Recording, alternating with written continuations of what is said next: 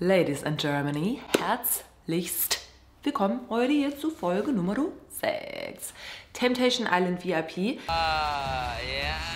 Zunächst erstmal vielen Dank für eure geilen Vorschläge für zukünftige Videos. Nicht, dass ihr das falsch versteht, natürlich machen wir weiter Trash-TV. Das auf jeden Fall, ein Video in der Woche, ne, wenn wir ein Format haben, safe. Ich liebe das ja auch. Nur ich dachte, dass wir vielleicht mal ein bisschen Balance reinkriegen, weil es gibt auch die eine oder andere Person unter euch, die Trash-TV gar nicht so feiert, aber trotzdem irgendwie Bock hätte auf andere Videos. Schwierig. Die Frage, ob ich jetzt Urlaub mache oder weiter Temptation Island, ist, glaube ich, nicht so ganz angekommen. Also super viele haben gesagt, gönn dir den Urlaub. Was aber impliziert, dass ich dann kein Temptation Island mehr mache, ne? Das wäre dann gecancelt. Ja. Aber wie gesagt, also ich habe es auch schon in Instagram erzählt, ich für mich habe entschieden, ich mache das so lange, bis die mir wieder eine FSK 18 reinknallen und dann ist vorbei. Weil ich weiß, viele verstehen das von euch nicht. Ich würde es auch nicht verstehen, wenn ich kein YouTuber bin, aber es gibt ein paar Dinge, die ihr wissen solltet. Eine davon werde ich euch kurz erläutern, ist, wenn ich als Creator entscheide, dieses Video ist für jeden einsehbar und das möchte ich, weil nur so ist mein Video grün, das heißt, ich kriege Geld dadurch und für jeden einsehbar, also ohne, dass man da irgendwie sein Alter nachweisen muss etc., was ja auch impliziert, man ist bei Google angemeldet. Man hat sein Alter nachgewiesen. Wisst ihr, wie ich meine? Das ist nicht ganz richtig. Ich habe auch eingestellt, dass sie nicht für Kinder einsehbar sind, aber sonst für jeden, okay? Wenn ich also weiterhin meine Videos auf für jeden einsehbar einstelle, ja? YouTube aber entscheidet, Fräulein, das ist nicht für jeden geeignet und wir machen dieses Video auf gelb, sprich, du kriegst nur noch Einnahmen durch YouTube Premium und wer zum Fick hat YouTube Premium, frage ich euch. Ich glaube, in meiner Analytics sind das 5% der Menschen. What the fuck? Jetzt ist das Ding, dass YouTube der Meinung ist, wenn ein Creator zu oft sich selbst falsch einstellt, was ich aber auch irgendwo verstehen kann, vertrauen die dem nicht mehr. Und langfristig kann das halt dazu führen, dass erstmal alle Videos immer gelb sind und ich Tage, Wochen warten muss, bis das von YouTube geprüft wurde, ne? Oder dass die meinen Kanal sperren. Ja. Das ist so ein bisschen ein Roundhouse-Kick in mein Gesicht einfach. Der Puls, ne, der schießt mir so krass durch die Adern, ey. Es tut scheiß weh, Mann. Dieses Risiko werde ich absolut nicht für Temptation Island VIP eingehen. Ui. Darum geht's. Das ist der Punkt. Versteht ihr das? Ich hoffe. Ja, das wollte ich euch nur noch kurz erklären. Und ich würde sagen, wir gucken jetzt mal hier, was abgeht. Folge 6. Ich kann euch schon mal beruhigen. Family friendly, of course. Und wer die ganze Folge nochmal nachsehen will, der tut das doch sehr gern auf RTL Plus. Hier zu abonnieren, wie immer, für die ganz coolen... Ey, guck mal, jetzt kann ich mir heute wünschen, zu Weihnachten. Ein Abo. Ist das was? Das wünsche ich mir von tiefstem Herzen von euch und gefällt mir vielleicht auch. Und auch mal mit Freunden, Bekannten, Oma, Opa, vielleicht, Mama, Papa, dieses Format teilen. Da kann man richtig stolz drauf sein, auf jeden Fall. Und ja, dann würde ich sagen, starten wir rein. Wusstest du, dass sie was miteinander hatten? Ja, also ich hab's mir so gedacht, ne, weil die haben sich auch, die hat ja auch tätowiert und so und die haben sich auch getroffen. Status quo. Hier wurde letzte Folge den Männern in der Männervilla Bilder von den Frauen gezeigt, vor allen Dingen von Kate, beziehungsweise diese ganze Sache zwischen Diogo und Kate wurde angesprochen und es wurde jetzt ganz klar gesagt, dass Diogo und Kate was hatten. Jakob hat da ja so gesagt, weiß ich nicht, keine Ahnung, pipapo. Ja, ne, jetzt ist die Bombe geplatzt. Also ich meine, wir sind keine kleinen Kinder mehr, ne? Wenn du dich ab einem gewissen Alter so öfter auch mit jemandem triffst und so, ist ja normal, dass man da was hat. Jetzt so geil, weil die beiden stehen da so wie so kleine Kinder und gucken dem so hoch, dem Onkel Jakob in die Augen. Klär uns die Welt. Das ist ja logisch, dass ich das frage. Ich wollte ja auch wissen, was er darüber denkt oder ob er Konkurrenz da drin sieht, weil schlussendlich weiß sie ja, wie er nackt aussieht und er weiß, wie sie intim aussieht. Ich meine, die waren ineinander, miteinander zusammen so. Aber wenn das jetzt ein FKKler wäre, die Kate, ne, dann wüssten vielleicht auch noch mehr, wie die nackt aussieht. Also, hat das so eine große Bedeutung? Nackt sind wir doch alle gleich, mein Gott.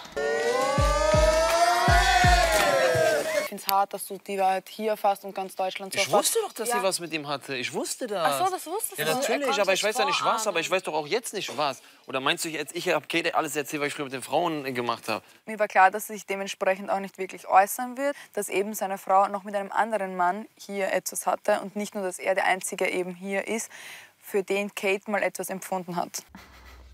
Etwas empfunden hat in der Vergangenheit. Die sieht, Kate hat schon längst abgeschlossen mit Jakob. Also ich check's nicht ganz. Die Mädels, was ist deren Film? Wollen die den so ein bisschen sauer machen? Oder wollen die einfach nur verstehen, was da jetzt abgeht? Ich habe dann ein anderes Verständnis und da hatte, wenn ich sage, ich hatte mit jemandem was, dann ist das für mich eben, dass ich mit dem mehr hatte, weißt du? Und dann ist das so, was soll ich dann jetzt machen? Er hat doch recht, was soll er machen? Ja, okay, deswegen wollte ich von dir wissen, ob du das gewusst hast, wie euer Ich hatte mit jemandem was definiert war. Also selbst wenn du jetzt auf Sex hinaus, selbst wenn das so ist, was soll ich jetzt machen? Das ist doch okay. Ist doch okay? Okay. Ich hatte 500 Mal in meinem Leben öfter Sex als sie. Mit anderen Frauen, mit ganz vielen verschiedenen Frauen. Und? Geil. Ganz vielen verschiedenen Frauen. Also 500 Stück waren das mindestens. Ich denke, dass er schon sehr verletzt ist, sonst hätte er nie so reagiert, wie er darauf reagiert hat. Er war auch sehr im ersten Moment überfordert. Ah, die denken auf die Schiene. Also ich glaube, Jakob wollte einfach jetzt nicht da im Fernsehen sagen, dass Kate und Diogo was hatten. Er wusste das ganz genau und dachte sich, ich lasse es mal lieber, weil ist das hier so wichtig, kommt es raus oder nicht? Und das ist jetzt ihm ein bisschen unangenehm, dass er jetzt quasi so ein bisschen vorgeführt wurde, dass er es doch irgendwie wusste. Sonst... Also ich glaube, die Frauen denken, er wusste es nicht und er tut jetzt so, als wüsste er es. Kann das sein? Ist das deren Film? Weil du gesagt hattest, ja, der hat sie nur tätowiert. Und da dachte ich mir dann so, weißt du überhaupt, dass sie was miteinander hatten? Ach so, doch, ich wusste das. Ja, doch, ich wusste das, klar. Konntest du es ahnen oder wusstest du es? Oh, sorry, Baby. Was denn? Konntest du es ahnen oder wusstest du es? Das sind Ja, wir sind Nachbarn und ich hab ihn schon mal bei ihr wegfahren sehen, morgens. Wenn Kate mit dem Diogo intim geworden ist, sorry, aber das ist schon eine Verführung irgendwo. Ja, aber ganz ehrlich, also wenn es jetzt ein Ex ist, denkt mal an eure ganzen Exen. Ist das jetzt wirklich nochmal eine Verführung, wenn ihr den irgendwo seht? Weiß ich nicht. Schlimmstes Szenario. Wenn sie sich doch führen lassen würde, sei doch mal bitte ganz ehrlich, warum sollte sie dann zu mir hingehen oder wir beide sagen, wir wollen heiraten, wir wollen Kinder, wir machen Weißt du, das wie viele das. Menschen bei Temptation Island waren, die gesagt haben, wir wollen heiraten, wir wollen Kinder, wir wollen Hier dies, bei wir wollen das. Temptation Island war noch Ja, keine normal. Beziehung so wie Kate und meine. Ich erinnere mich jetzt auch nicht daran, dass irgendwer mal gesagt hat, wir wollen heiraten, wir wollen Kinder. Von den Leuten, die bei Mike und Sabine. Fick mein Leben. Aber sonst? Doch, Fabi und Melissa? Aber die sind noch zusammen. Nee, ach, keine Ahnung. Henrik und Paulina wollen noch heiraten. Ich habe lange nicht mehr so gelacht. Okay. Okay. So, und das ist der Punkt. Es gab noch keine Beziehung wie meine und Kate hier bei Temptation Island. Ich find's so geil, dass der sich so hart vor den Mädels rechtfertigen muss. So why? Die lassen auch nicht locker. Es ist einfach für mich so, ich leide so, weil ich einfach diese räumliche Trennung von meiner Frau habe. Darum geht es mir einfach. Und deswegen geht es mir jetzt schlecht und deswegen wird es mir morgen schlecht gehen. Deswegen wird es mir die ganze Woche schlecht gehen. Das ist aber auch so ein dummes Gelaber. Die Mädels denken sich, ah, dir geht's so schlecht. Manchmal geht's dir aber auch ziemlich gut. Sobald ich sie wieder habe, so sehe, ist das auch vorbei. Punkt. Punkt. Gucken wir mal, ob's glaubwürdig genug war für die Mädels. Okay. Ja. Ob sie es gekauft haben, ich weiß es nicht so genau. Aber werden wir ja noch sehen, wie das bei Kate und Jakob hier ausgeht bei Temptation Island in den nächsten Folgen. Wir gucken mal zu der Mädelsvilla. Hier ist ein bisschen Party angesagt. Disco, Pogo, Klingeling. Während Diogo Emmys Hüften kreisen lässt, müsste uns mal jemand über Dominik und Pauline aufklären. Ich musste den Sprecher reinschneiden, weil sonst hättet ihr die Szene nicht gesehen. Was geht hier wieder ab bei Paulina und dem? Sandra vielleicht? Ja, Paulina fühlt sich auf jeden Fall wohl mit Dominik. Sie hat ja auch nur Gutes vom Date erzählt. Okay, also fragen wir mal Luca. Diese Berührungen sind auf jeden Fall nicht freundschaftlich.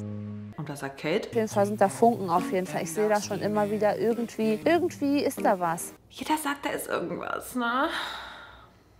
Nee. Ich glaube, die fühlen sich sehr gut miteinander. Das gefällt dir, Kate. Kate, wusstest du nicht, Henrik und Paulina wollen heiraten? Alter, dieses ganze Rumgefummel überall, ne? Wie kann die denken, dass es nicht gegen die Regeln, frage ich mich da. Und was sagt Paulina dazu? Ich bin gerne in Dominiks Nähe.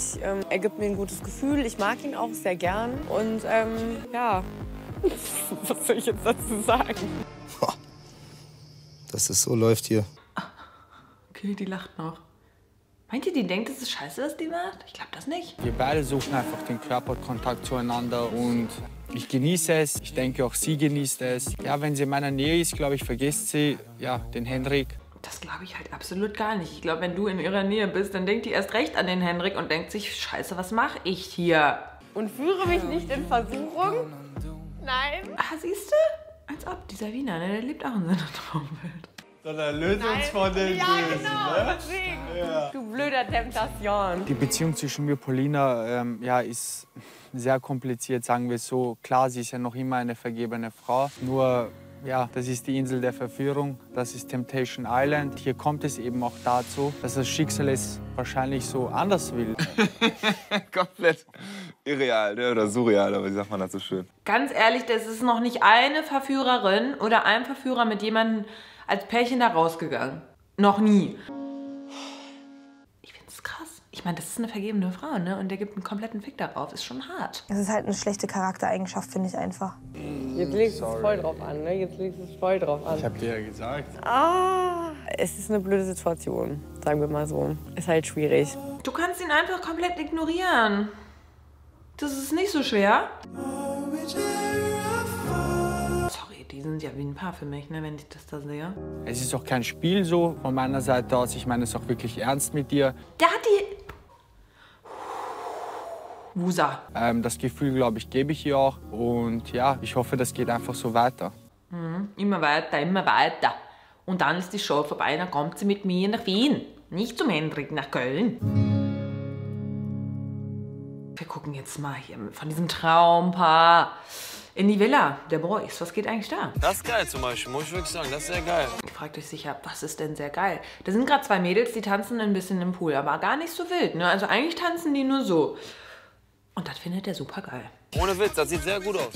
Da will ich auch mal sogar einen Zentimeter hintergehen. So. Ich glaube, da kommt der alte Jakob raus. Ne? Der hat sich doch immer auf die Lauer gelegt in den Clubs. Jetzt will er da einen Zentimeter hintergehen. Ich glaube, es hackt. Jakob, der hat Bock auf Party, der hat Bock auf Spaß. Wir Mädels geben auch Gas und wir motivieren den auch. Ey, also ich lass mir das Bild für die Götter da hinten nicht nehmen. Oh oh, der hieft sich jetzt aus dem Liegestuhl. Jakob, bleib sitzen! Wenn du noch 2, 3 Getränke, Intos hast, so, dann siehst du die Mädels da am Pool. Da brauchen wir nicht drüber reden, da kannst du jeden Mann der Welt hinstellen. Der findet das gut, ne? Da brauchen wir noch gar nicht mit heißem Brei rumzureden, ja.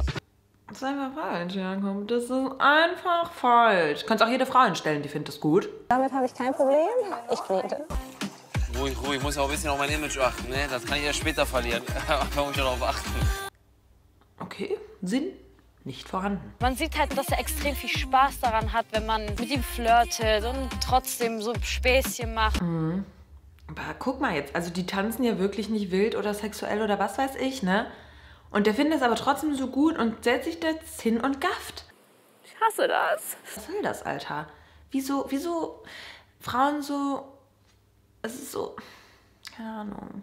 Wie ein Zoo. Das reicht meiner Frau schon, dass ich so gucke. Das ist schon zu viel des Guten. Dass ich schon am Geiern bin, ja.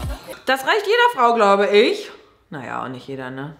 Manchen wird es wahrscheinlich auch absolut egal sein, aber ich finde es hart. Irgendwo muss man auch nicht vergessen, dass er ein Mann ist, ne, dass er auch gerne mal Popos oder Frauen anguckt oder Brüste anguckt. Das tun wir auch alle gerne. Das finde ich gut. Man darf nicht vergessen, es ist ein Mann, der sich gerne Brüste, Popo etc. anguckt. Das tun wir auch alle gerne, wir Frauen.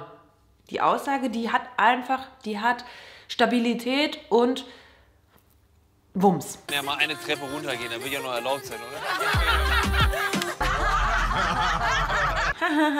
Jakob, bleib sitzen. Ja, Teufelchen und Engelchen auf der Schulter ist natürlich ein bisschen leicht gesagt. Also wenn ich das mache, dann weiß ich ja auch, was ich da tue. Ne? Es ist jetzt nicht so, dass ich dazu gezwungen werde. Gezwungen werde? Du hast dich dafür entschieden, ins Wasser zu gehen, um besser glotzen zu können. Also hat dich keiner zu eingeladen. Meine Güte, kann man ruhig mal so machen. Ich bin halt auch ein Partytyp so. Ne? Das ist für mich, ich finde es okay. Also wenn der das okay findet, ja? Ich würde gerne eine ähnliche Situation gerade mal für Kate kreieren. Aber wenn da jetzt zwei Boys miteinander tanzen würden im Pool und Kate setzt sich dahin, um sich das anzuglotzen, Der ist ja nicht dasselbe, wisst ihr, wie ich meine?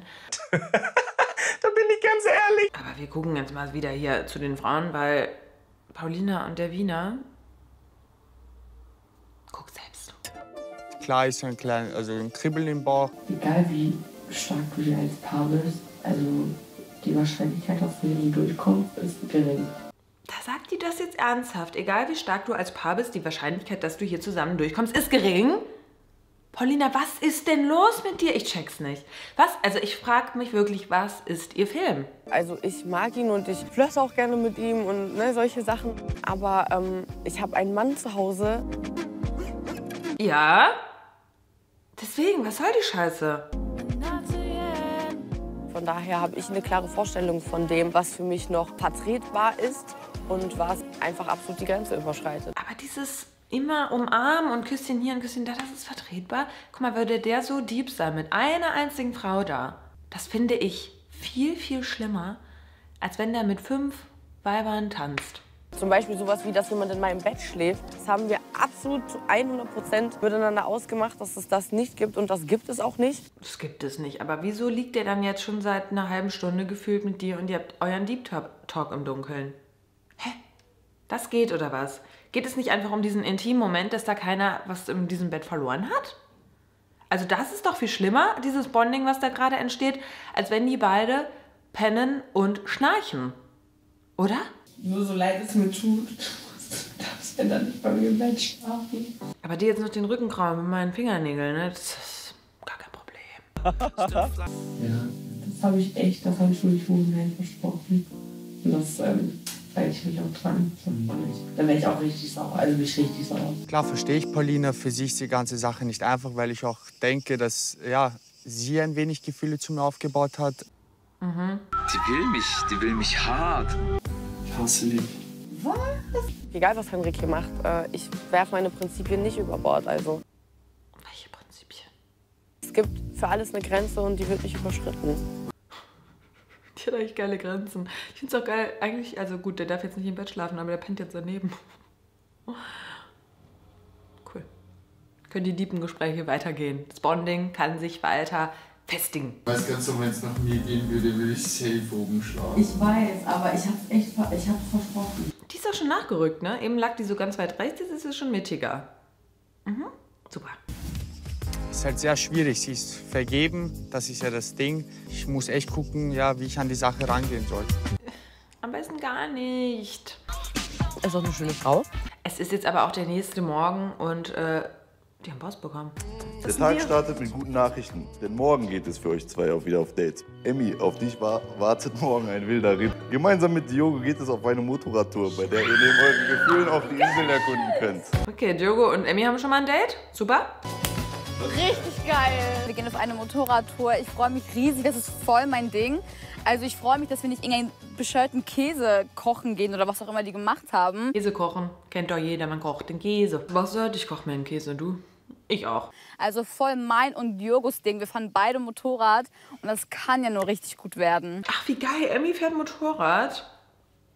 Finde ich super. Ich hoffe, ich habe ein cooles Date mit der Emmy und wir können ein bisschen rauskommen, ein bisschen Zweisamkeit, ein bisschen was mit Adrenalin, sodass wir ein bisschen motivierter werden und vielleicht auch ein bisschen mehr Körperkontakt zueinander haben. Okay, ein bisschen Körperkontakt, weil bislang, das war mir nicht genug. Paulina, bei dir ist Feinfühligkeit und Kreativität gefragt. Es geht zum Tontöpfern.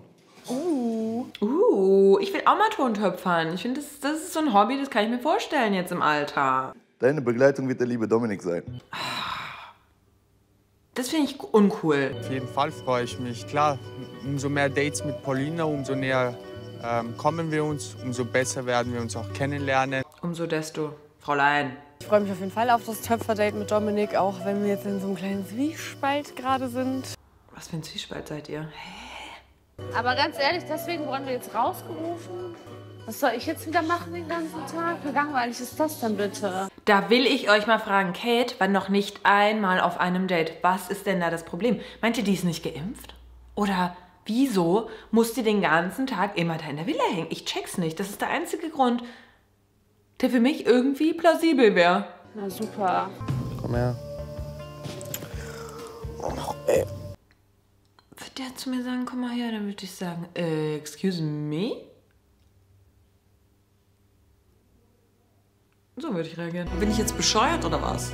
Wohin denn?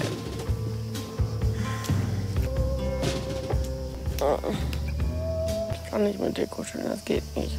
Aha, aber sich da hinsetzen und das geht. Hättest du auch von da hinten sagen können. Es fällt mir immer schwerer, meine Emotionen zu verstecken. Was für Emotionen, Paulina? Ja, das ist echt kein Spaß mehr, ne? Sorry, Leute, ich glaube, wir müssen uns jetzt damit abfinden, dass Paulina komplett auf den Henrik geschissen hat. Du weißt ja, ich weiß, wie ich zu dir stehe und was ich so fühle. Und das ist nicht einfach. Es ist nicht einfach, du hältst mal schön die Schnüsse, ja? Du bist der Verführer und sonst nichts. Und so langsam wird es echt kritisch bei mir. Und ich überlege, ich weiß, ich will es gar nicht, aber das ist ja kein Spiel mehr für mich. Ich überlege, also ich weiß nicht, aber es ist kein Spiel mehr für mich. Also das jetzt auszusprechen, dass er überlegt, vielleicht zu gehen, weil es wird ihm zu viel, das traut er sich nicht zu sagen, ne? Der Move ist dann vielleicht auch doch wieder zu krass, weil, ey, stellt euch mal vor, der erwartet jetzt wirklich, dass Paulina da Fahne bekennt. Heißt das so, Fahne bekennen? Klar. Damit er und die endlich mal durchstarten können als Pärchen, oder was? In was für einem Film ist der? Sorry. Dominik hat mir ja gesagt, dass er sich ernsthaft in mich verliebt hat. Fabulous. Ja, das ist eine komische Situation auf jeden Fall. Das ist auch eine komische Situation, aber sorry, der hat sich auch nicht aus dem Nichts jetzt verliebt. Wenn du den immer befummelst und der dich und überhaupt und also, wie entsteht Liebe denn? Durch Zuneigung und durch Zeit miteinander und durch sich kennenlernen und Deep Talks und das ist aber eine dicke Überraschung. Also damit habe ich ja auch im Leben nicht gerechnet. Du musst auf dein Herz hören, mehr kann ich dazu nicht sagen. Du musst halt meine Maßnahmen dazu setzen, sonst fick ich mir nur den Kopf hier drin. Ja, dann sorry, aber dann geh halt. Ich bin eigentlich so die Person, die nicht jemanden sehr schnell an mich ranlässt. Es sei denn, ich mache in einem Format mit, wo es nicht anders geht. Ist halt jetzt passiert, ich kann es nicht mehr ändern, werde aber auf jeden Fall die Sache hier durchziehen. Hey, du hast doch eben fast gesagt, du gehst, wenn es so weitergeht. Hat er extra nicht ausgesprochen, ne? Weil das wäre too much.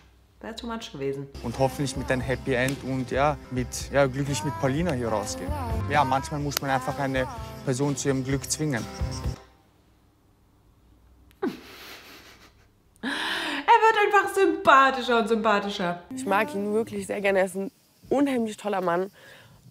Aber es ist nicht Henrik und ich will auch meine Beziehung nicht gefährden. Ich frage mich, ob das eine Aufnahme ist von vor 3 Tagen. Weil, was tut sie denn hier? Außer ihre Beziehung am laufenden Band zu gefährden. Ich weiß, wo die Grenze ist und die setze ich auch wirklich radikal. Ich glaube, ihre einzige Grenze ist halt, dass er sie nicht auf den Mund küssen darf. Sonst ist da wirklich alles erlaubt. Ach so, und dass er nicht bei ihr schlafen darf. Also, darf er, nur nicht im Bett. Buon Schlonzo. Ich will einfach Henrik wieder zurückhaben. Ich bin so ein Mensch, ich kann überhaupt nicht gut Beziehungen zulassen, Gefühle zulassen. Aber das geht doch jetzt super mit dir und dem Wiener. Also die meinte auch, ich bin nicht so ein Mensch, der öffentlich heult. Die heult nur. Das ist doch auch völlig okay, Paulina weinen und las Gefühle zu und sowas alles. Aber langsam frage ich mich, wen wird sie eigentlich verarschen? Und das macht mich sehr traurig, weil, wie gesagt, ich hätte halt eher gedacht, dass Henrik sie betrügt. Und das ist auch sehr hart. Sorry, Henrik. Aber das ist ja jetzt irgendwie alles ein bisschen kacke hier. Ich brauche so lange, bis ich jemanden an mich ranlasse. Und das habe ich halt bei Henrik komplett getan. Aber warum weint sie jetzt? Weint sie wegen dem Wiener? Weint sie wegen Henrik? Ich weiß es nicht. Und es wird so mein Herz brechen, wenn jetzt hier irgendwas passiert. Wo ich merke, das ist nicht der Mensch, in den ich mich verliebt habe. Aber das, was sie tut, also denkt sie, das ist das... So aus Henriks Perspektive, wisst ihr? Aber es macht mir einfach extrem Angst. Ich will ihn einfach nicht verlieren. Okay. Sie will ihn einfach nicht verlieren. Aber den Wiener will sie auch nicht verlieren. Die will sie alle. Ganz ehrlich, dann gönnen die. Aber ich wünschte, die könnten einfach eine Dreierbeziehung haben. Dann wäre Paulina glücklich und alles super. Für mich ist ich finde es okay. Ich möchte mit ihm als Paar rausgehen und er ist meine große Liebe. Ich wusste, dass es hier schlimm wird, aber so schlimm, das hätte ich auch nicht gedacht. Du kannst es nicht sehen, aber ich schwöre es dir, es ist echt krass und heftig. Ja, für mich kann das Experiment jetzt auch von mir aus gerne beendet werden, weil ich zweifle nicht an meinen Gefühlen für Henrik. Ich liebe ihn wirklich über alles und er fehlt mir einfach so sehr. Dann beende es doch bitte einfach und hört's auf mit diesem blöden Wiener. Aber guck mal, Fazit, ne? Sie liebt Henrik über alles und den Wiener will sie gar nicht. Ich glaube, den nutzt sie nur aus. damit, falls das ist mit Henrik, sie sofort zurückschlagen kann. Also das ist meine neue Theorie, weil anders kann ich mir das nicht erklären. Die ist ja wirklich, die ist ein Gegensatz auf zwei Beinen. Gefährlich. Aber jetzt gucken wir mal, was sagt denn der Henrik über Paulina? Für mich ist Paulina so auf jeden Fall so die Frau fürs Leben. Das habe ich auch hier voll gemerkt. Ich wusste es davor schon. Ich halt noch nie jemanden so richtig krass geliebt habe, weißt du, wo ich so... Ich weiß, es passt einfach alles. Das ist schon außergewöhnlich. Das war traurig irgendwie, ne? Dass der jetzt zum ersten Mal so liebt. Also traurig für seine Ex-Freundinnen. Muss echt nicht sein. So krass Sehnsucht habe nach einer Person. Und Wie ist es bei ihr? Bei ihr ist es genauso. Es ist doch 1:1 gleich. Wir kleben nur aufeinander. Also, es ist übelst krass. Weil wir beide eigentlich nicht so sind. Und wir haben uns beide gleich entwickelt. So. Erzähl mal. Weil sie war ein kleiner Teufel, ich war ein kleiner Teufel. So. Und wir haben uns gegenseitig dann, wir sind so zwei Alpha-Tiere einfach, weißt du, die sich getroffen haben und haben uns immer gleich entwickelt. Von der Gefühlsebene her, weißt du. Am Anfang war es nur so ein bisschen, boah, wir finden uns übelst anziehend körperlich so. Und dann ging das immer so eine Stufe höher und wir haben uns immer gefühlstechnisch gleich entwickelt. Und haben das halt auch offen kommuniziert so. Und dadurch ist es halt so, ja, ist es letzten Endes so eine krasse Liebesstory geworden, weil es sich einfach so perfekt entwickelt hat, ne? Glaubt ihr das? Also es ist doch nichts einfacher, als wenn dir ein Typ sagt, ich habe Gefühle für dich entwickelt, zu sagen, ich auch. Und vorher die ganze Zeit die Schnauze zu halten, weil man einfach abwarten muss.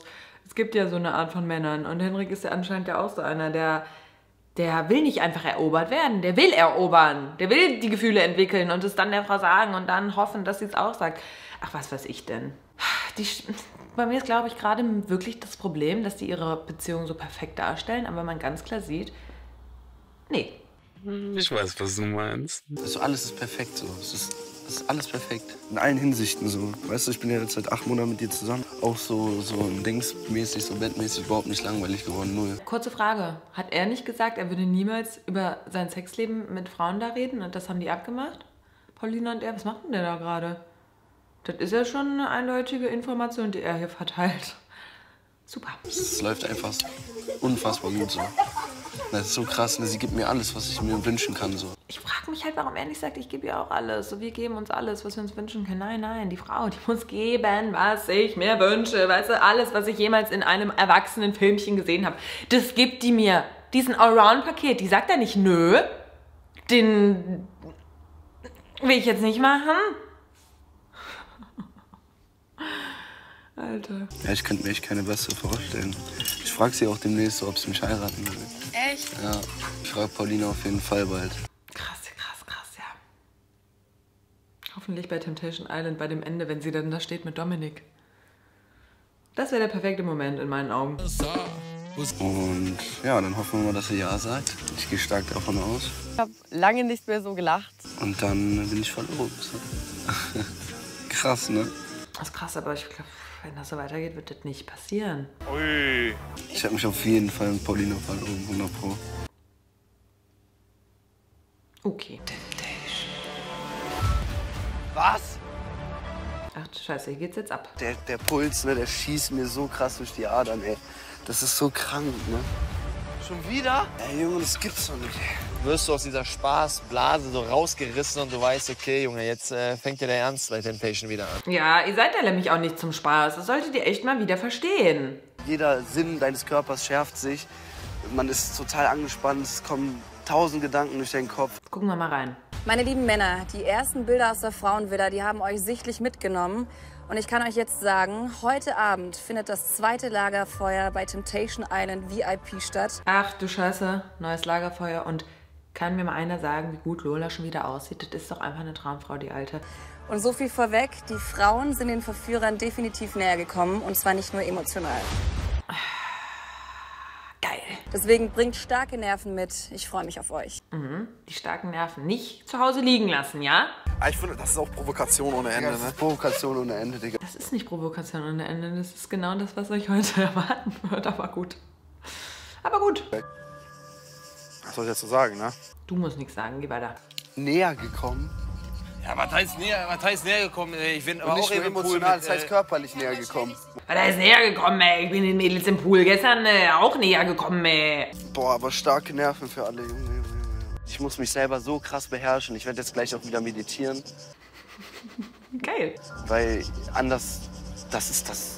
ich weiß gar nicht, wie ich das alles verarbeiten soll, so, ne? Was verarbeiten? Es ist doch noch nichts passiert, Henrik. Aber zeig mal bitte, wie man hier meditiert. Okay, schließ deine Augen, Bro.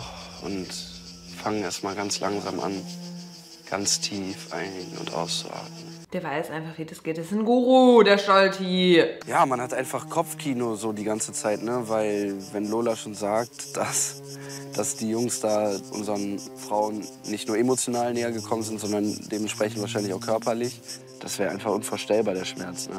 Das wäre unvorstellbar, der Schmerz. Aber er kommt doch auch den ganzen Mädels so nah beim Tanzen und so. Das ist wirklich...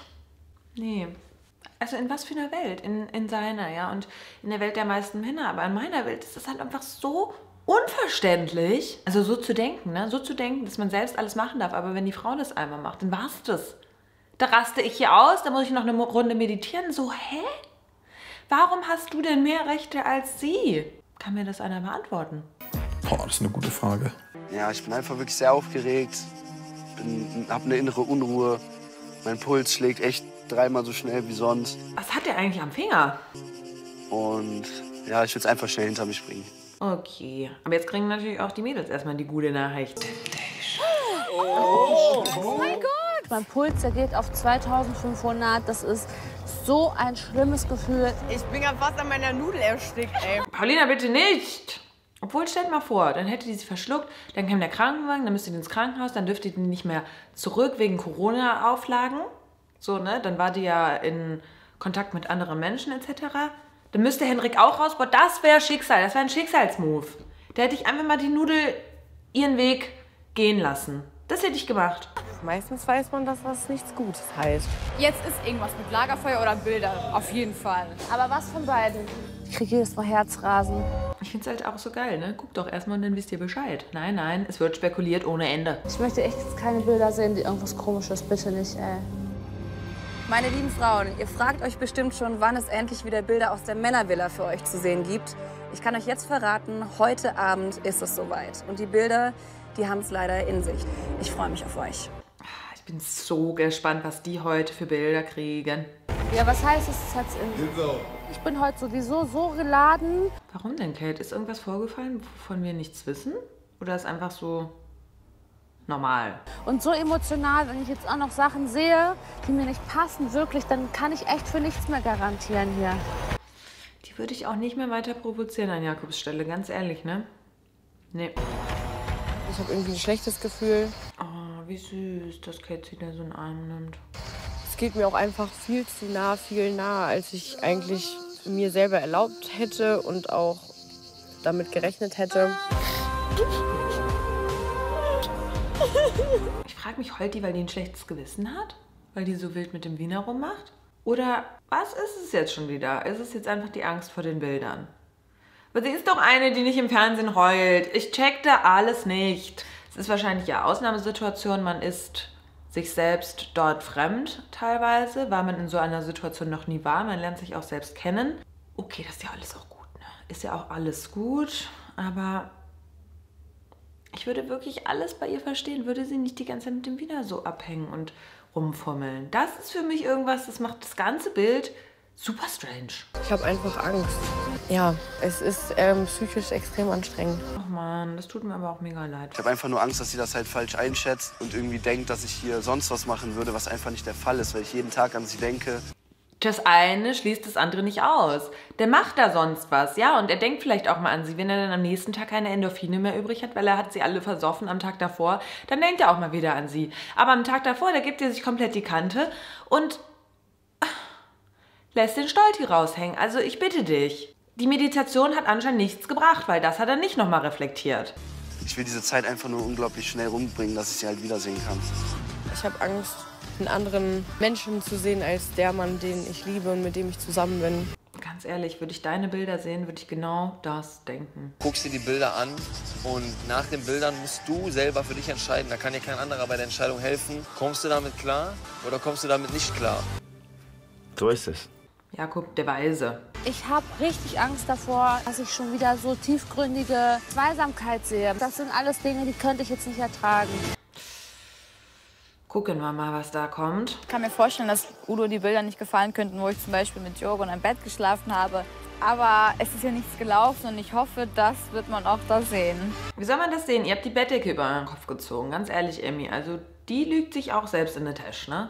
War das letzte Mal schon sehr enttäuscht und ich glaube, dass ich heute noch mehr enttäuscht sein werde. Da wird noch ein bisschen was auf mich zukommen. Ja, aber ganz ehrlich, Emmy wird wahrscheinlich auch mal enttäuscht sein von dir, weil du lässt es dir ja auch ordentlich gut gehen, ne? So langsam, so langsam. Ich will gar keine Bilder haben. Na, krieg ich wieder so Videos, wie er da die ganze Zeit von irgendwelchen Brüsten was ableckt, irgendwas erzählt, von dem ich nichts weiß. Also dann lieber nichts. Irgendwie sind die beiden für mich sowieso schon nicht mehr zusammen. Oder? Meine große Hoffnung für heute ist, dass ich halt einfach Bilder sehe, wo ich in Ruhe einschlafen kann. Kann ich noch verkraften, aber das wäre halt echt das Schlimmste. Wenn ich irgendwelche Bilder sehe, wo ich gar nicht damit rechnen kann oder so, dann bin ich auch raus. Dann ist er raus, dann bricht er ab, ne? Schön wär's. Nein, den brauchen wir ja auch noch. Aber heute haben sie den wirklich gar nicht gezeigt. War irgendwie ganz entspannt mal. Nein, der ist schon lustig. Für mich ist es tatsächlich so ein bisschen wie wenn ich eine Panikattacke bekommen würde. Bei Tim auch, ne? Also jetzt hat er ja wirklich nichts angestellt, die Folge. Wir haben ihn auf jeden Fall nicht gesehen, aber davor hat er so Vollgas gegeben. Was ist da schon wieder die Einstellung in seinem Kopf? Versteht ihr? Ich check's nicht. 10.000 Gedanken rasen durch den Kopf, was könnte passiert sein. Egal, was für Bilder ich zu sehen bekomme, es wird mein Herz ficken, bin ich ganz ehrlich. Ja, bei dir Bin ich ganz sowieso, ehrlich, Digga. 100%. Wenn du mit deiner Freundin so bist, Digga, so vertrauensvoll, dann kannst du so viel lachen, dann kannst du so viele kannst du auch so viel Scheiße sehen machen, wie du und willst, wissen, Digga. dass Dann das bist du alles so so mit deiner gestellte Freundin. Weil ich Pisse. schwöre auf meine Mutter. Also das heißt, keiner von denen hat so eine Beziehung zu seiner Frau? Oder, weil genau das müsste doch bei denen passieren, dass man einfach drauf scheißt, was man da sieht und sagen, ach komm, da stehe ich drüber, ich weiß, was wir haben. Das kann aber keiner von denen. Also hat keiner von denen so eine Art Beziehung? Ich schwöre bei Gott, ich heirate Kate nach dem Format und krieg auch Kinder mit der. Ich auch, Bruder! Ja, Junge! Hä? Der Henrik wollte doch eigentlich... Süßer! Der Henrik wollte doch eigentlich die Paulina heiraten, nicht die Kate. Wir gucken mal zu den Mädels. So krass, wie von Temptation Island meine ganze Zukunft von meinem Mann abhängt. Aber das war doch total klar. Das setzt einen so unter Druck, wenn du genau weißt, entweder verkackt er es hier komplett danach vorbei oder wir heiraten. Die machen es aber auch nur von den Männern abhängig, ne? Dass die selbst verkacken, das denkt ja irgendwie keiner von denen. Wenn du da etwas tust, weswegen du deine Frau verlierst, ey, ich glaube, ich könnte nie wieder jemandem vertrauen danach. Das sagt sie. Sorry. Letztes Mal habe ich schon geweint, als er nur was getrunken hat. Ich habe einfach generell Angst und ich möchte diese Bilder eigentlich überhaupt nicht sehen. Ich glaube schon, dass sie von mir schlimmere Bilder zu sehen bekommt, als ich von ihr. Wer weiß. Das sieht einfach nicht gut aus, wenn du so eng umschlungen mit einer Frau tanzt. Aber für mich hat das absolut nichts zu bedeuten. Schon wieder so... Wer bist du, dass du immer eine extra Regel bekommst? Extra Wurst. Hä? Kriegt ihr nur der Wiener, ist das klar? Wenn ich heute verletzende Bilder zu sehen bekommen sollte, dann bin ich die letzte Person, die sich irgendwie verkriecht und rumheult. Im Gegenteil, sowas wird nicht mit mir gemacht, sonst schlage ich 3-mal härter zurück und das sofort. Auch wieder eine super Einstellung von der Emmy, ne? Das ist einfach hart. Das ist einfach hart, jemanden dann so verletzen zu wollen. Das ist nicht richtig. Aber jeder geht damit ja anders um. Herzlich willkommen zu eurem zweiten Lagerfeuer. Hallo Lola, und sie sieht mal wieder blendend aus. Paulina, wie hast du denn das erste Lagerfeuer verarbeitet? Seit 2 Tagen geht es mir auch überhaupt nicht mehr gut. Ehrlich? Ich habe das Gefühl, dir geht's super. Wolke 7. Da in Wien. Ich bin erschrocken darüber, wie sehr mich das psychisch mitnimmt. Ich wusste zwar schon, worauf wir uns einlassen, aber ja, ich habe einfach tierische Angst, die Liebe meines Lebens zu verlieren. Aber wenn man davor Angst hat, wieso tut man dann dafür so viel, dass man sie verliert? Und dass ich hier Sachen sehe, die ich nie wieder vergessen kann. Genau wie Hendrik mit dir und dem Wiener. Ich würde sagen, wir fackeln nicht lang rum. Ich zeig's dir einfach. Kann ja noch schlimmer werden. Du meintest ja schon, er ist in seine alten Muster zurückgefallen. Wie sich das entwickelt hat, das schauen wir uns an. Ey, ab morgen saufen wir schon vormittags, würde ich sagen. Ja, genau. Geil. Du musst die Haare so zusammennehmen. Wie ekelhaft. Oh shit, da ist die vom Udo. Die empathische, hochintelligente, die kann auch noch wie sagt man das denn jetzt? Auf jeden Fall kann sie gut tanzen, ne? Guckt euch das an. sie auch noch mal genauer hin, mit offenem Mund, weil dann hast du 3 Augen, nicht 2. Oh Gott. Wo guckt der hin, Alter? Mhm. Oh, komm, schmus noch mal ein bisschen. Mit dir? Hier mit Schmusen. Schon wieder? Schon wieder. Komm, schmus noch mal ein bisschen schon wieder. Also, sorry, Henrik. Überall sind da die Kameras, ne? Komplett egal.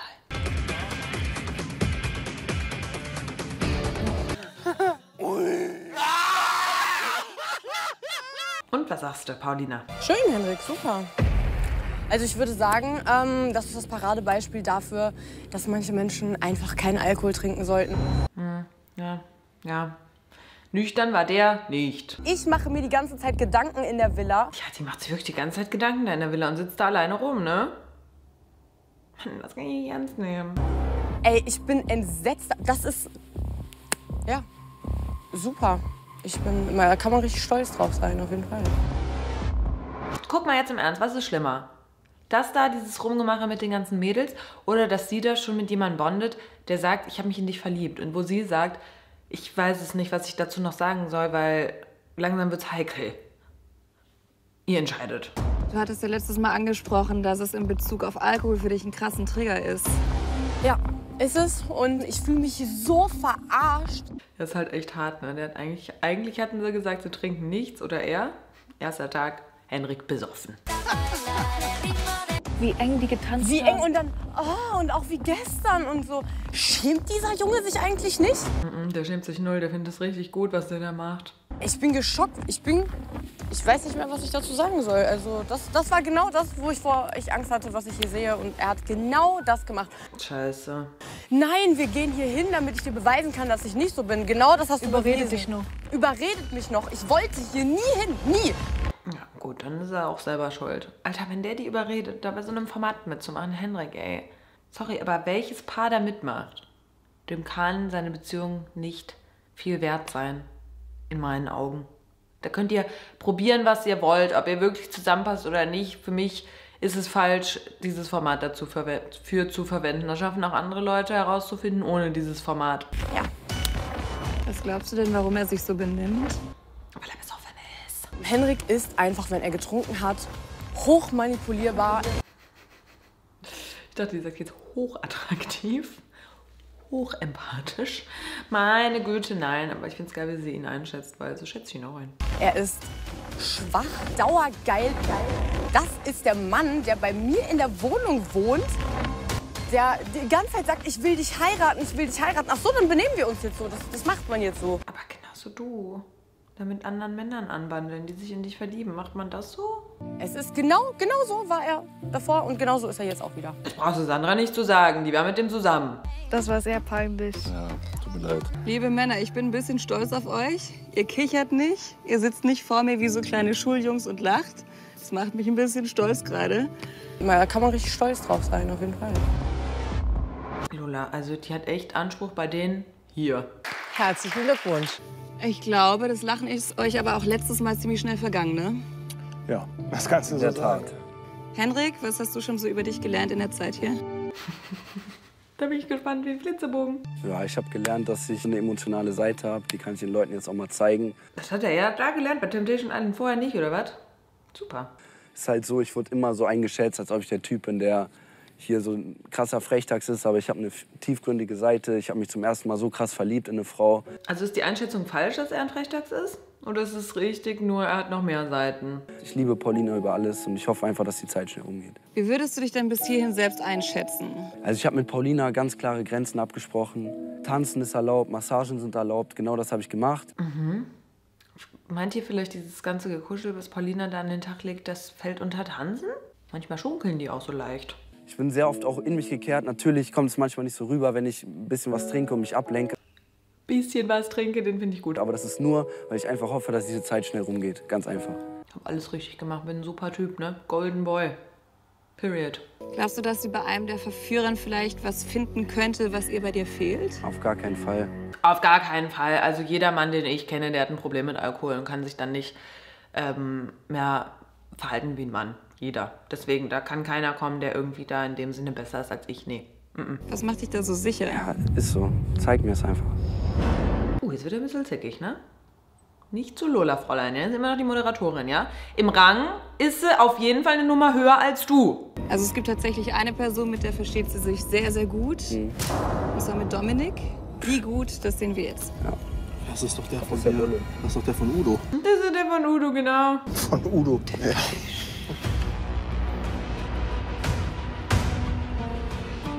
Es fällt mir immer schwerer, meine Emotionen zu verstecken.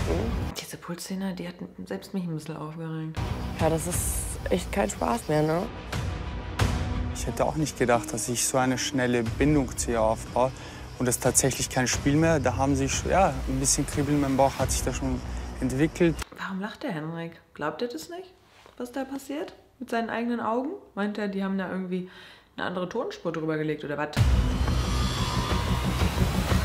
Ich finde, Dominik ist ein unheimlich toller Mann. Er sieht gut aus. Er ist gebildet. Wie ein Gruseliger schleicht er da ins Zimmer rein. Also so schneiden sie es, zeigen sie es. Er fängt einen auf, wenn man ihn braucht. Das fand ich auch eine Nummer zu hart da. Und wie gesagt, auf dem falschen Bein. Das müsste auf dem Sinnerbein liegen, die Hand. Ja, das ist schon ein guter Fang, würde ich sagen.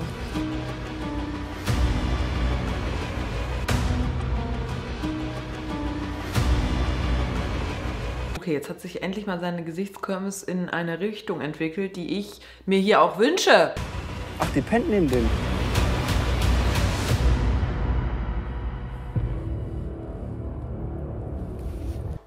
Das stimmt ja nicht, ne? Sie hat ihn dann eigentlich weggeschickt, aber die machen da einen Cut. Finde ich super. Ja, aber dass sie den nicht rausschmeißt, so weißt du es mir nicht. Das sagt Juliane, ne? Dass er sie nicht rausschmeißt. Dass sie ihn nicht rausschmeißt. Aber er, erste Nacht mit einer Verführerin, wieder einmal brillant. Henrik, wie fühlt es sich an, die Bilder zu sehen? Einfach nur gut, Lola, das ist ein Traum. Ich glaube, der würde einfach am liebsten jetzt aufstehen und BAM! Alle Lampen erstmal wegboxen. Klatsch. Also ich mache mir da keine Sorgen. Es tut natürlich weh, bin ich ehrlich. Es verletzt mich, wenn ich sehe, dass ein Typ zu meiner Frau, die ich liebe, die ich heiraten werde, ins Bett legt. Oh, es scheint mir ganz ruhig, ne? Sympathisch. Einen Arm um sie wirft. Es verletzt mich, bin ich ehrlich. Ich bin gerade echt gefasst und das nur, weil ich heute meditiert habe. Ich wollte gerade sagen, ey, er ist wirklich sehr gefasst und jetzt weiß ich auch, warum. Aber was glaubst du, warum sie trotzdem so viel Nähe zu ihm zulässt? Ach, hör mal auf, was für Nähe zu ihm sucht. Das ist lächerlich einfach. Nee, hast nicht zugehört. Die hat gesagt, zulässt, nicht Nähe zu ihm sucht. Naja, die liegen im selben Bett. Ja. Er hat die Hand auf ihrem Bein. Ich glaube, der Stolti hat genug für heute. Ich mache mir da keine Sorgen. So. Das ist ein Typ, den schicke ich bei mir mal zum Putzen vorbei. So. Mehr auch nicht. Warum? Hä? Unsympathisch. Der denkt auch, das ist was Besseres, ne? Weil er Stoltenberg heißt. Super! Jakob. Oh shit, er hat gerade noch gelacht. Jetzt muss er sich wieder zusammenreißen. Wie sehr vermisst du Kate? Ja, das ist, ich habe das schon oft betont, bei mir und Kate, das ist was anderes. Das ist dieses, dass das geht über Liebe hinaus. Das sind so zwei Hälften, die sich gefunden haben. Und ich habe hier immer betont, dieses Räumliche, das ist... Ich esse mittlerweile seit Tagen nichts mehr. Ich schlafe auch nicht mehr richtig. Oh, das tut mir aber leid. Weil diese Frau einfach alles für mich ist, ja. Und deswegen ist das einfach geisteskrank. Oh, wenn der jetzt schon wieder so Sachen sagt, ne, mein Herz, das geht auf. Aber dann denke ich an sein Verhalten wieder. Meine Güte. Ob es bei dem auch vielleicht der Alkohol ist? Alkohol ist echt ein Teufelszeug, Leute. Was fehlt dir denn am meisten, wenn es nicht an deiner Seite ist? Wir sind in dieser Beziehung so krass körperlich einfach miteinander auch verbunden. Und ich weiß ja auch, dass ich derjenige bin, warum wir hier letzten Endes sind. So, weil ich aber früher zu viel Scheiße auch gemacht habe. Aber wenn du es weißt, wieso reißt du dich denn jetzt nicht einfach mal 2 Wochen am Riemen? Ich weiß das ja auch. So, aber trotzdem, ich lasse mir nichts zu Schulden kommen lassen. Und ich möchte genauso, wie sie möchte, dass ich Spaß habe, möchte ich, dass sie Spaß hat. So. Haben die wirklich diese Vereinbarung mit dem Spaß? Und wenn ja, wie definieren die Spaß? Aber dieses Räumliche, das geht mittlerweile so auf die Psyche bei mir. Also das ist unfassbar langsam. Der Arme. Okay, ich weiß nicht, ob das dein Leiden verschlechtert oder verbessert. Du bis heute keine eigenen Bilder zu sehen bekommen. Keine? Wie findest du das? Aber das ist doch nicht... Ey, aber Bro... Ey, ich schwöre, Ja, nein, doch, warte das mal ist ganz doch kurz. gut, Ich krieg, Digga. ja, aber ich krieg die ganze Woche einen drauf. Die ganze Woche geht's hast nur doch um mich. gestern schon Sei wieder doch mal gesehen. kurz ruhig, Digga. Ich bin doch gerade am Reden. Krieg die ganze Woche einen drauf. In der Villa irgendwelche Bilder und so. Jetzt krieg ich wieder keine. Was ist das denn, Alter? Ihr habt mich schon einfach ausgesucht als Dings, ja? Als Opfer. Sündenbock oder was auch immer, ne? Ist halt blöd. Aber jeder hatte mal keine Bilder. Jetzt halt du auch mal. Muss jetzt durch. Lola so. Life is a bitch. And then you die. Kate, stell dir vor, Jakob stünde jetzt vor dir. Was würdest du ihm sagen? Bin ich gespannt. Ich würde meinem Mann auf jeden Fall sagen, dass er mein absoluter Traummann ist.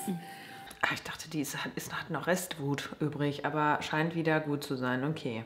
Und dass ich nie wieder in meinem Leben eine Sekunde auch nur ohne ihn sein möchte. Und dass wir einfach perfekt sind, so wie es ist. Und er soll mich nicht wieder wütend machen. Ist das wirklich zu viel verlangt? Ja! Also ich möchte jetzt nicht gleich wieder Bilder kriegen, die mich sauer machen. Beim letzten Mal fand ich das so ekelhaft, was ich gesehen habe. Und ich will nicht, dass es gleich schon wieder so kommt. Er soll mich einfach bitte nicht provozieren. Er soll doch einfach lieb sein. Das glaube ich wird nichts. Nicht bei Temptation Island. Die denkt auch, die ist im falschen Format.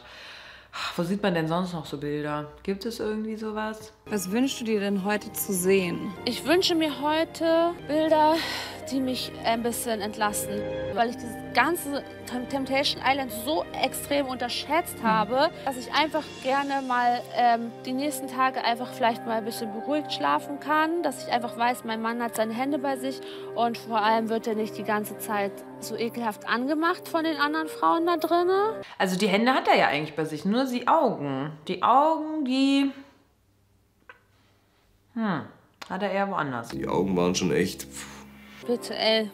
Wirklich. Ich hab schon wirklich, mir graut's. Komm, wir gucken jetzt mal rein. Guck, wie die tanzen. Das ist wirklich so. Ist das jetzt besonders sexy? Geht. Das ist zum Beispiel sieht sehr geil aus, wirklich. Was? Ohne Witz, das sieht sehr gut aus.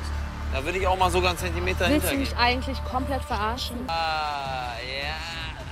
Findet ihr das also ernsthaft jetzt? Mal ganz im Ernst, das ist doch wie Kindergarten, Alter. Wie, als hätte ihr noch nie eine nackte, das ist ja nicht mal eine nackte, eine Frau im Bikini im Pool gesehen, die ein bisschen macht. Finger weg von meinem Mann, ganz ehrlich. Finger weg von meinem Mann. Ich glaube, ich spinne, ey, ganz ehrlich. Man müsste das mal aus Kates Augen sehen, ne? Jetzt, die eine hatte schon den Arm um den. Das ist schon zu viel. Und ja, jetzt wird es ja aber noch besser, ne? Wir kennen die Bilder ja schon. Ich dachte, du kommst rein. Ruhig, ich muss auch ein bisschen auf mein Image achten, ne? Das kann ich ja später verlieren. Da muss ich darauf achten. Wir wollen heiraten und er setzt sich da. Schau doch mal zu. Kate kann nicht zuhören, ne? Die muss alles sofort kommentieren, dann kriegt ihr die Hälfte nicht mit. Super. Glaub mir, das reicht meiner Frau schon, dass ich so gucke. Das ist schon zu viel des Guten. Dass ich schon am Geiern bin, ja. Hat er ernsthaft gesagt, wenn das meine Frau sieht? Naja, eigentlich hat er das nicht gesagt, aber... Machen wir weiter? Das ist so ekelhaft, das ist das Allerletzte. Das Allerletzte. Ganz kurz, der Udo hat sich auch daneben gestellt mit seinem Springseil, um die anzugaffen. Ne, das sieht man noch nicht. Ich sehe das hier ganz kurz. Sehe ich hier die Nike-Schuhe und das Springseil. Das ist Udo. Wird das hier thematisiert? Natürlich nicht. Als ob ihm das juckt. Guck die ganze Zeit, er kann doch einfach Wie er die woanders hingehen. angespritzt hat, als wären das so Auf die Tiere im Titten Zoo. gespritzt. Die hat echt so mit dem Wasser, ne? Ey, was soll das denn? Nee, wirklich. Allein schon zu sagen, wenn das meine Frau sieht, wir haben klare Absprachen und er hat hinter meinem Rücken gar nichts zu machen. Ach, das meint sie. Okay, I got it. Und allein schon zu denen zu sagen, boah, wenn das meine Frau sieht, das wäre schon zu viel oder so. Der soll das doch einfach gar nicht machen. Der soll doch nicht zu denen irgendwas sagen, was ich denke. Das ist doch unser Ding. Ich verstehe es so sehr. Vor allem, wenn er es weiß. Warum macht er es dann? Mhm. Und ich habe ihm vorher gesagt, er soll sich nicht die ganze Zeit neben diese Lesbenshow setzen. So, das habe ich ihm vorher gesagt. Und was macht er? Er setzt sich vor die Lesbenshow. Das ist traurig. Dass die extra sagen musste, setz dich nicht vor die Lesbenshow. Und aber Henrik steht ja auch komplett drauf, ne? Das scheint ein Ding zu sein bei den Jungs. Also sorry, wie alt sind die? Und spritzt die auch noch voll. Spritzt noch auf die Titten. Ja, was denn? Die sollen sich gegenseitig anspritzen, aber nicht von meinem Mann, bitte, ey. Finde ich super. Ehrlich, mir reicht schon wieder. Es ist so ekelhaft. Ich finde es so ekelhaft. Ich vermisse ihn jeden Tag. Ich sitze da in dieser Scheißvilla. Ich vermisse den jeden Tag. Ich bin mit meinen Nerven am Ende und er sitzt da, ist am Feiern und jedes Mal bringt er mich hier auf die Palme und ich werde jedes Mal sauer. Sie kann ich wirklich komplett nachvollziehen, weil sie macht wirklich nichts. Sie ist echt eine Gute und lässt sich davon niemandem irgendwie Temptation gefallen, ja? Lässt sich ein bisschen massieren, okay, nutzt die Jungs ein bisschen aus, super, finde ich das sogar noch. Aber das war's. Also ihre Reaktion und wie sie fühlt, 100% berechtigt in meinen Augen. Bei Paulina ist halt auch ein bisschen, ne? Bist du besser als Hendrik in dem Moment? Aber bei ihr ist es einfach scheiße. Was verletzt dich an den Bildern am meisten? Mich verletzt an den Bildern, dass ich seine Augen auf den Frauen gesehen habe. Wenn er noch betrunken hat, hat er wahrscheinlich dann auch noch mehr Fantasie in seinem Kopf dazu. Wir wollen heiraten und er blamiert mich da schon wieder. Ich verstehe, was sie meint mit der Blamage. Das ist echt blamierend. Und überhaupt, ach meine Güte. Es ist ja nicht so, dass wir irgendwie so eine Teilzeitbeziehung führen, sondern wir haben wirklich ernst eine Zukunft. Wir haben alles geplant für die Zukunft. Deswegen sage ich immer, arbeite für dein Geld, bau dir selber was auf, kauf dir 5 Hunde und fick dich Männer, ey. Fuck you, wirklich. Okay, das tut mir leid, aber wir haben noch weitere Bilder für dich. Ja, super, herzlichen Glückwunsch. Und liebe Mädels, ich glaube, das könnten Bilder sein, die euch alle tangieren. Peripher. Ey, warum kriegt Kate Bilder und Jakob eigentlich nicht? Wenn du an dem Wochenende nach Temptation in Köln bist, ne? Lass einfach rausgehen und dann können wir diese kranken Schweine mal einen Tag raushängen lassen. Und ich sag zu Kate, Schatz, ich bin mit Uno unterwegs und dann ist gut. Ja, genau, in deinen Träumen kannst du das machen. Jetzt schreist du wieder rum und damit die anderen Mädels da auch nichts verstehen. Es ist krass, ne? Da hatten die ja abgemacht, mal feiern zu gehen, ohne die Weibers. So wirklich, wie weit gehst du wirklich? Von mir ist auch scheißegal und dann feiern wir so geisteskrank und dann bist du ja auch in Köln. Willst du mich eigentlich verarschen? Und wenn er bei meiner Alten so weitergeht, dann braucht er gar nichts mehr Bescheid sagen. Hast du dir gesagt? Deswegen. Guck, jetzt hat sie es nicht verstanden, Emmy. Das war eine wichtige Info. Und dann nehmen wir den Laden da mal auseinander, Digga. Und dann nehmen wir die Leila noch mit, Digga, und dann hat das sich Ja, genau, dann kannst du direkt da bleiben und deine Koffer packen und bei mir zu Hause ausziehen. Bei mir zu Hause ausziehen, der ist bei ihr eingezogen. Und riskiert da so eine dicke Lippe? Ja, kein Wunder. Du findest sie schon geil, ne? Die ist hochattraktiv. Da rastet sie aus, ne? Wenn eine andere Frau hochattraktiv ist. Ich bin die Geilste im Laden, das wisst ihr. Aber nicht geiler als ich. Ja, genau. Ich kotze hier gleich, wirklich, kotze hier gleich hin. Ich würde so ausrasten, wenn die die ganze Zeit da nicht ihren Schnabel halten und ich nicht hören würde, was mein Alter da sagt. Das ist echt ein bisschen kacke. Ist das mein Mann? Ja. Ist das mein Mann? Und dahinter ist Giuliano. Geil, herzlichen Ich Glückwunsch. schwöre, der kann seine verfickten Koffer packen und bei mir zu Hause ausziehen, das war's. Okay. Das war's. Tatsächlich. Heute mit dieser Folge. Ja, ihr süßen Mäuse. Was denkt ihr? Ey, komm, wir gucken erstmal rein, wie es weitergeht, weil vor der kommenden Folge habe ich persönlich schon ein bisschen Angst, weil die wird wild und ich habe schon das Gefühl, da kommt wieder ein FSK 18 rein. Ich zeige euch den Vorspann. Geile Party! Also heute Abend haben wir gesagt, wir lassen es richtig krachen. Die Mädels haben heute die 2. Stufe gezündet, aber ich habe noch ein bisschen Angst, dass sie auch noch die 3. Stufe zünden und dann weiß ich nicht, wie das endet. Ich hätte nicht gedacht, dass ich hier noch mal mit offenem Hemd sitze. Ich glaube, die hübscheste griechische Göttin bin ich. Emmy ist schon eine heiße Frau, aber ist irgendwie keine Herausforderung für mich. Ich finde einfach die Sandra viel interessanter, so vom Gesamtpaket. Will Diogo was von Sandra? Ich stehe davor und gucke ihn an, denke mir, was machst du denn? Warum bist du diese Beziehung denn überhaupt eingegangen? Na, weißt du, das ist in gewisser Form auch einfach nur Zeitverschwendung. Das geht eine gewisse Zeit gut, aber wahrscheinlich nicht bis zum Ende des Lebens. Ja, ich finde es einfach nur krass. Die Folge fand ich auch wieder krass, weil was geht bei Paulina ab? Alter. Was sind eure Gedanken zu der ganzen Folge? Schreibt es mir auch gerne in die Kommentare. Und ich wünsche euch einen wunderschönen Tag wie immer. Wir sehen uns beim nächsten Video. Ich sag mal so, wahrscheinlich am Sonntag geht es hier weiter mit Temptation Island. Und dann immer sonntags. Das wäre doch cool, oder? Das wäre doch super. Ihr Süßen. Ah ja, jetzt sehen wir uns doch gar nicht mehr vor Weihnachten. Ich wünsche euch frohe Weihnachten, schöne Feiertage. Und dann sehen wir uns am Sonntag, okay? Küsschen heute zur Feier des Tages, Weihnachten und so.